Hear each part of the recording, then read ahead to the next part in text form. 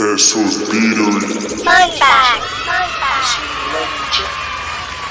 Today we're celebrating one of my personal favorite Latin American dishes, the empanada. This delectable stuffed pastry traces its origins to the Iberian Peninsula, brought to the Americas by Spanish and Portuguese colonizers during the 16th century. The name comes from the Spanish verb empanar, meaning to wrap in bread. In Argentina, empanadas are often filled with beef, onions, olives, and hard-boiled eggs, while in Colombia and Venezuela, they're made with cornmeal dough and fillings like cheese, meat and potatoes, or seafood. Empanadas became popular as a portable, convenient food for workers and travelers, and they remain a staple of Latin American cuisine today. This Peso's Beatery fun fact is featured on page 14 of the Peso's Beatery and Friends Coloring and Activity Book. Volume 4 is available on Amazon right now, so make sure you get your copy today. Follow for more origin stories of popular Latin American dishes.